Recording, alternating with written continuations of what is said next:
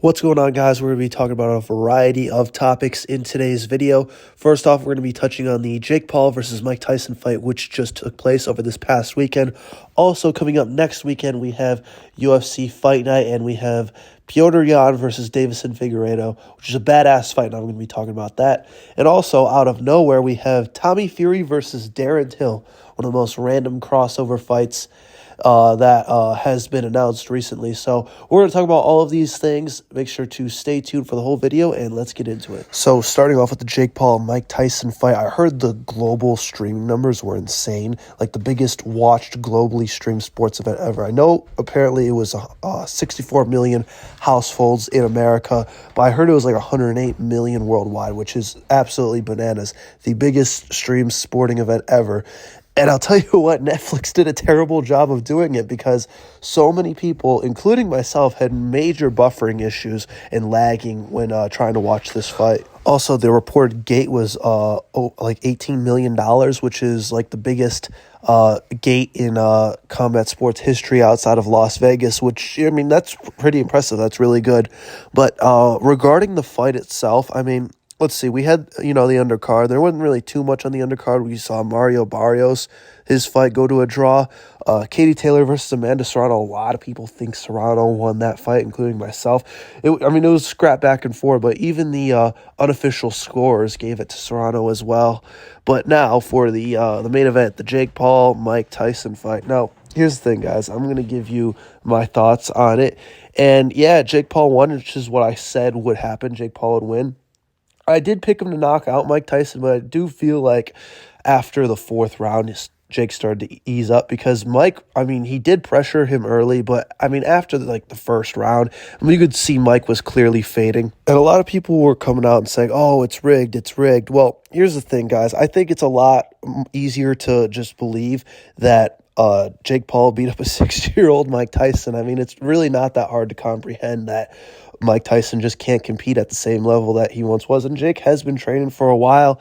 And honestly, I figured it kind of was a lackluster performance from Jake Paul. All the X's and O's were pointing in favor of Paul. So the people who were picking Mike Tyson, I would just say to you, I told you so. The writing was on the wall for this fight. So speaking of other random fights that have just been announced is Tommy Fury versus Darren Till.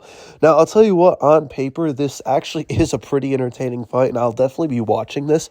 But Tommy Fury, isn't he the guy who came out and called Jake Paul a fake boxer for fighting MMA guys, and he's not a proper boxer?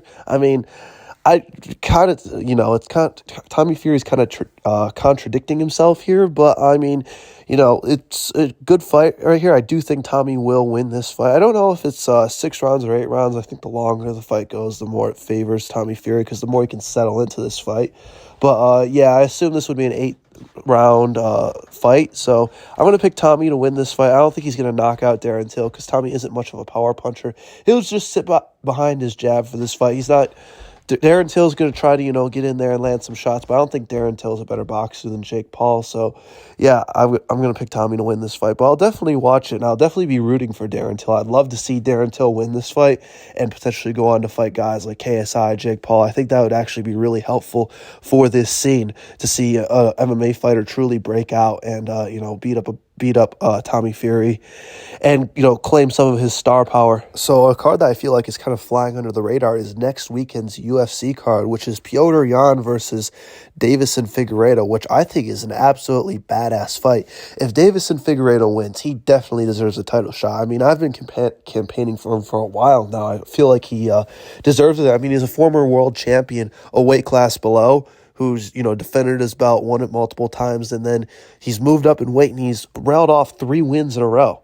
So I definitely believe that Davison Figueiredo with a win here over Petr Yan. Let's take a look and see what he's done recently. He's beaten Chito Vera, who just fought for the title earlier this year. He's beaten Cody Garbrandt, former champion, and he's beaten Rob Font. So, yeah, Davison Figueiredo with a win here definitely deserves a title shot. Now, Petr Yan, I feel like I am leaning towards him to win this fight, but I do think that he might need to rattle off one more win if, let's say he is to win this fight, that'll put him at 2 in a row. It'd be Song Yudong, which he beat back in March. And now if, let's say, he beats Davis and Figueroa, I definitely think he would need one more fight because he was on a 1, 2, 3, 4 fight losing streak going into the Song Yudong fight. So, yeah, I definitely think Piotr Yan needs to win at least 3 fights in a row. And I think a good bounce back fight for Piotr Yan, if he is to win, would be Sean O'Malley. You could book that rematch, and that would be a massive rematch there that you could probably put as a co-main event of a pay-per-view in the United States. So